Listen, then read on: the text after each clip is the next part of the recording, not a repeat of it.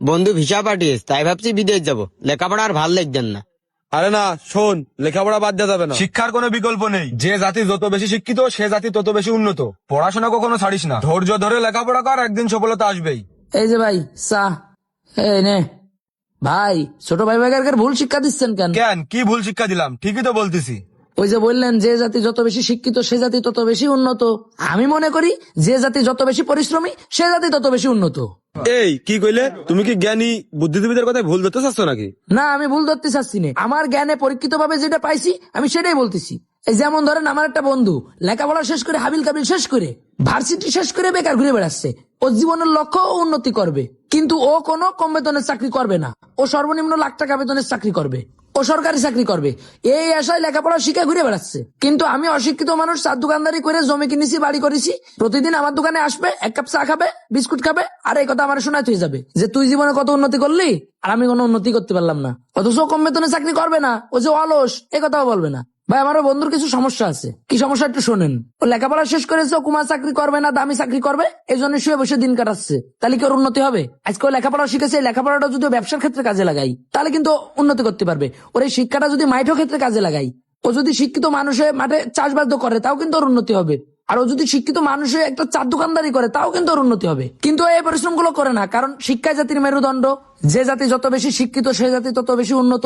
এই কথাগুলো ওর মাথায় ঢুকে গেছে বলেই ও উন্নতি করতে পারতেছে না। আর যদি ওর ভিতরে এই শিক্ষাটা ঢুকতো যে যে জাতি যত বেশি শিক্ষিত না, যে জাতি যত বেশি পরিশ্রমী সে জাতি তত বেশি উন্নত, এই কথাটা যদি ওর মাথায় ঢুকতো তাহলে কিন্তু ও এতদিন উন্নতি করতে পারতো। ভাই তাহলে আপনি কি প্রমাণ পাইলেন বলেন?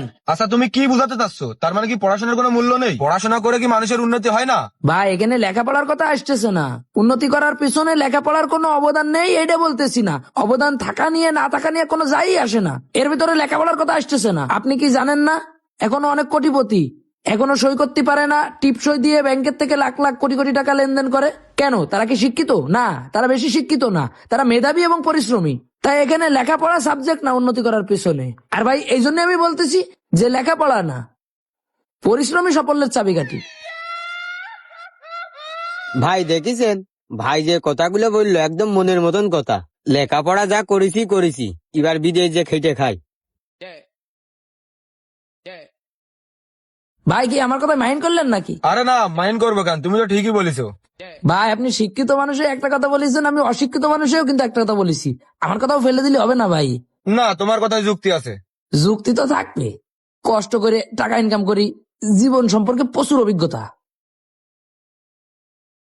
এই সমাজে বেশি শিক্ষিত বেশিরভাগ মানুষই বেকার। এই জন্যই তারা বেকার, কারণ তারা শিক্ষার মর্যাদা কাজের ভেতরে খুঁজতে যান। আসলে শিক্ষা অনেক বড় একটা জিনিস, যেটার মর্যাদা বা যেটার সাথে অন্য কোনো কিছুর তুলনাই হয় না। আমাদের শিক্ষিত হতে হবে বেঁচে থাকার জন্য, কোনটা খারাপ কোনটা ভালো এটা বোঝার জন্য, সৎ কাজের উপহার এবং অসৎ কাজের পরিণাম নির্ণয় করার জন্য। তাই লেখাপড়া করলেই বা অতি বেশি শিক্ষিত হলেই যে আপনার অনেক বেতনের চাকরি দিতে হবে বা আপনি অনেক বেতনের চাকরি পাবেন এটার কোনো গ্যারান্টি নাই, মানেও নাই। লেখাপড়া একটা জাতিকে সম্মানিত করে, কিন্তু উন্নতি করতে গেলে অবশ্যই পরিশ্রম করা প্রয়োজন। তাই লেখাপড়া করার মতো সামর্থ্য সবার না থাকলেও পরিশ্রম করার মতো মন মানসিকতা সবার ভিতর থাকা প্রয়োজন।